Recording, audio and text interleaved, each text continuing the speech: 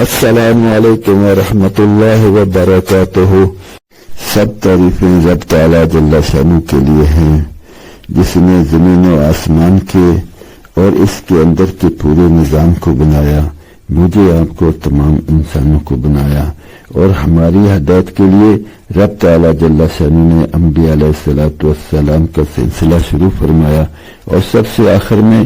سب کے سردار خاتم الانبیاء والمرسلین حضرت محمد رسول اللہ صلی اللہ علیہ وسلم کو بھیج کر اپنی رحمت کو مکمل کر دیا۔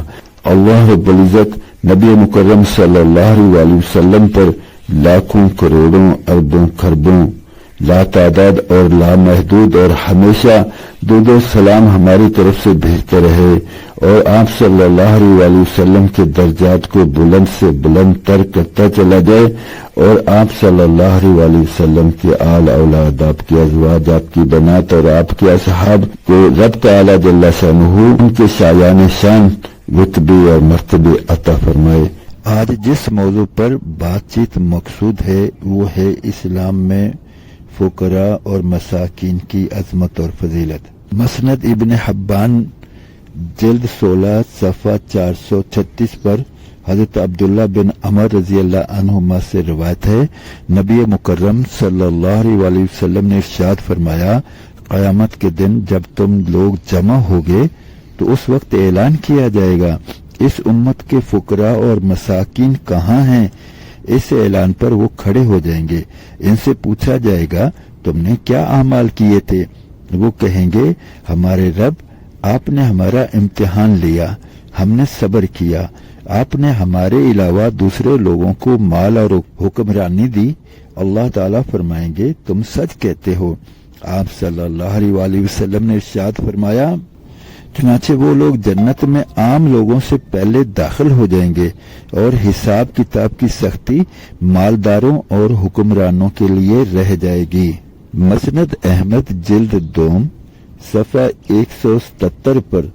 حضرت عبداللہ بن عمر بن عاص رضی اللہ عنہما روایت کرتے ہیں کہ رسول اللہ صلی اللہ علیہ وسلم نے ارشاد فرمایا، قیامت کے دن میری امت کے کچھ لوگ آئیں گے، ان کا نور سورج کی روشنی کی طرح ہوگا۔ ہم نے عرض کیا،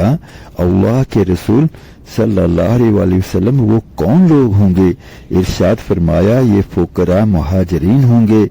جن کو مشکل کاموں میں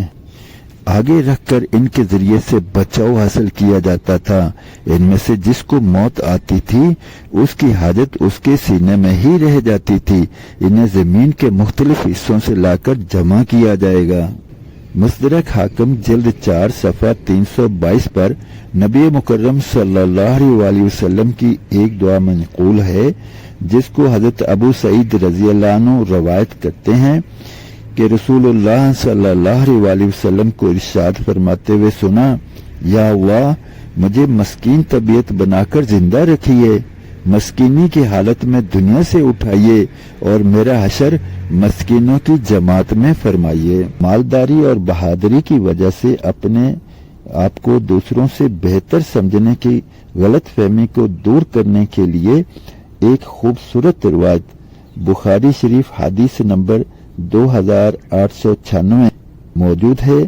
جس میں حضرت مصعب بن سعد رضی اللہ عنہ سے روایت ہے کہ ان کے والد حضرت سعد رضی اللہ عنہ کا خیال تھا انہیں ان صحابہ پر فضیلت حاصل ہے جو ان سے مالداری اور بہادری کی وجہ سے کم درجہ کے ہیں۔ ان کے خیال کی اصلاح کی غرض سے نبی مکرم صلی اللہ علیہ وسلم نے ارشاد فرمایا، تمہارے کمزوروں اور بے کسوں ہی کی برکت سے تمہاری مدد کی جاتی ہے اور تمہیں روزی دی جاتی ہے۔ اسی بات کی تائید کے لیے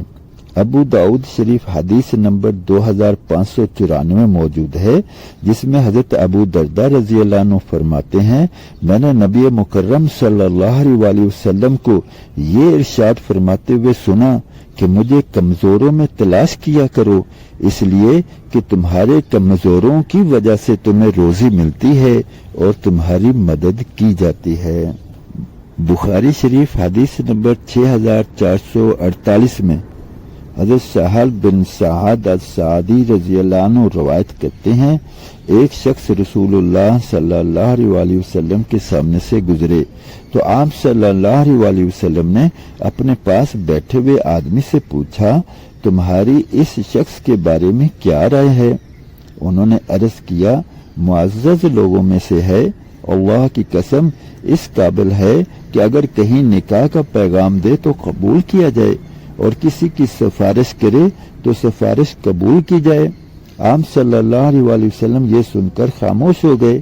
اس کے بعد ایک اور صاحب سامنے سے گزرے۔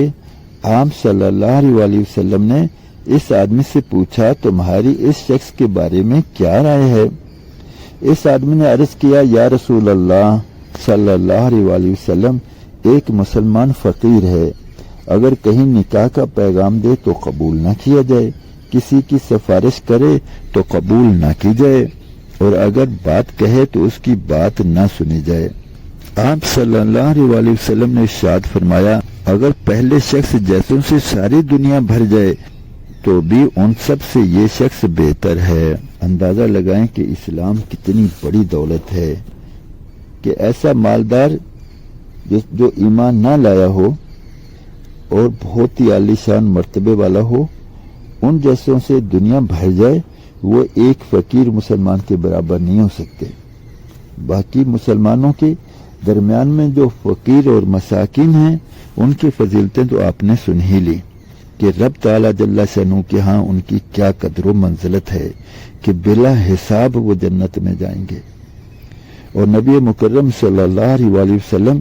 مساکین اور غرباء کے ساتھ رہنے کو پسند کرتے تھے، اور فرمایا کہ مجھے مساکین کی صف میں رکھنا، دنیا میں بھی اور حساب کتاب کے وقت میں بھی مساکین کی صف میں رکھنا۔ اللہ رب العزت ہمارے دلوں میں بھی جو غریب مسلمان ہیں ان کی عظمت کو بٹھا دے، ہمیں بھی ان کی قدر کر لینی چاہیے۔ ایسا نہ ہو کہ آخرت میں وہ بلند رتبوں مرتبوں کو پہنچ کر مزے کریں اور ہم ان کی طرف للچائی ہوئی نظروں سے ہی دیکھتے رہ جائیں۔ رب تعالیٰ جل شانہ کی اور نبی مکرم صلی اللہ علیہ وسلم کی باتوں کو حق مان لیں، اس پر عمل کر لیں۔ گزارش ہے کہ ان باتوں کو اپنے دوست احباب عزیز و اقارب تک پہنچائیں، ان کو بھی نیکی کے اس کام میں شامل کریں اور ایک ایسے معاشرے کی تشکیل کی کوشش کریں جس میں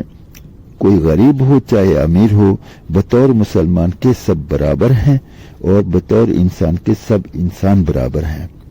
تو اس لیے ہم ایک دوسرے کی یہاں قدر کریں گے، رب تعالیٰ جل شانہ آخرت میں اس کا اجر و انعام جب دیں گے تو اس وقت پھر ہمیں بھی خوشی ہوگی کہ ہم نے کسی مسلمان، چاہے وہ غریب تھا یا مسکین، اس کی قدر کی تھی۔ اللہ تعالیٰ مجھے، آپ کو اور ہم سب کو اس پر عمل کی توفیق عطا فرمائے۔ جزاکم اللہ خیر و احسن الجزا۔ اب تک کے لیے اتنا ہی، انشاءاللہ ملتے ہیں اگلی ویڈیو میں، تب تک کے لیے اللہ حافظ۔ السلام علیکم ورحمۃ اللہ وبرکاتہ۔